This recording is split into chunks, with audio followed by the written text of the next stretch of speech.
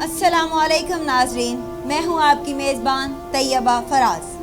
आज हम बात करेंगे तलाक याफ्ता औरतों के मसाइल के बारे में। तलाक याफ्ता औरतें मुस्लिम मुआशरे के लिए चैलेंज की हैसियत रखती हैं, जिसका इजहार हमें न सिर्फ ज़ाती ज़िंदगी बल्कि समाजी और कानूनी मामलात में भी मिलता है। तलाक के बाद इन्हें अमूमन मुख्तलिफ इक़साम के मसाइल का सामना करना पड़ता है, जिनमें माशरती बदनामी, कानूनी और विरासती अमूर में मुश्किलात और मुआशी और माशरती मसाइल शामिल हैं। तलाक याफ्ता औरतों को मुआशरे में अच्छी नज़र से नहीं देखा जाता।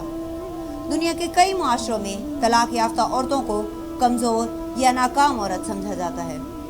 इस बदनामी की वजह से इन्हें मुआशरती हिमायत और ख़ानदान बरादरी में कबूलियत में मुश्किलात पेश आती है।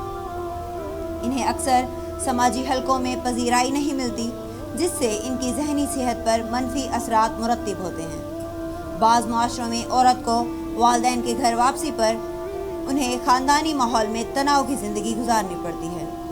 वालिदैन के घर वापसी से औरत को अक्सर समाजी ताल्लुकात में मुश्किल पेश आती है।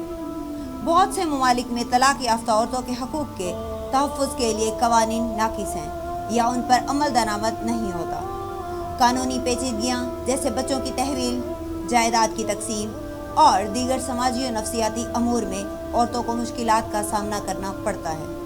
इन्हें अक्सर अदालतों में मुसलसल कानूनी जंग लड़नी पड़ती है, जिससे इनकी मुआशी और ज़हनी हालत मज़ीद बिगड़ जाती है। तलाक के बाद औरतों को माली मुश्किलात का सामना होता है, ख़ास तौर पर जब इनके पास मुस्तहकिम मुलाज़मत या माली वसाइल नहीं होते।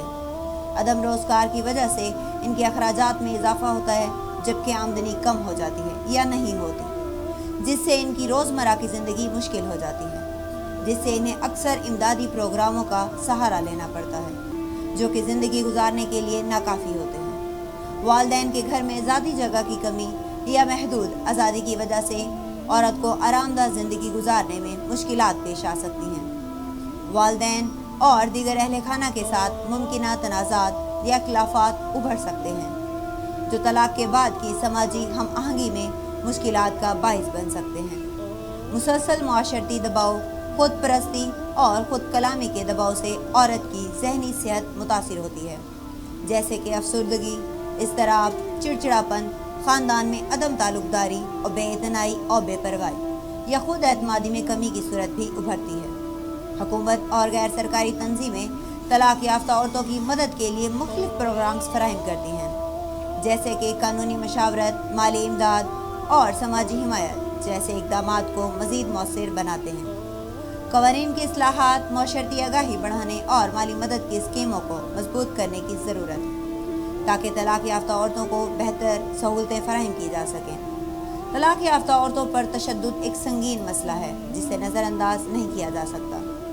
इस मसले के हल के लिए फ़ौरी इक़दामात की ज़रूरत है, जिनमें क़वानीन की बेहतरी, माशरती आगाही और मदद के प्रोग्राम शामिल हैं। मौसर हालात में ज़रूरत के लिए हम सब मिलकर इस मसले के हल के लिए तलाक याफ्ता औरतों को दोबारा क्योंकि तलाक याफ्ता औरतों से शादी की रिवायत को फ़रोग़ दिया जाए, जो कि सुन्नत रसूल सल्लल्लाहु अलैहि वसल्लम भी है।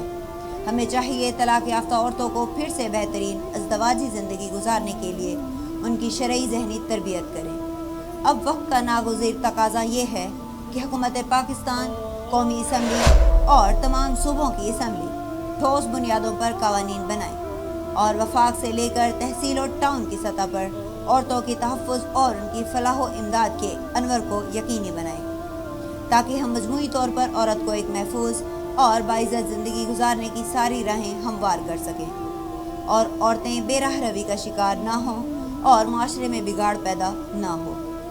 उम्मीद है आपको आज का मेरा यह प्रोग्राम अच्छा लगा होगा। इसी के साथ मिलते हैं आपसे एक नए टॉपिक पर।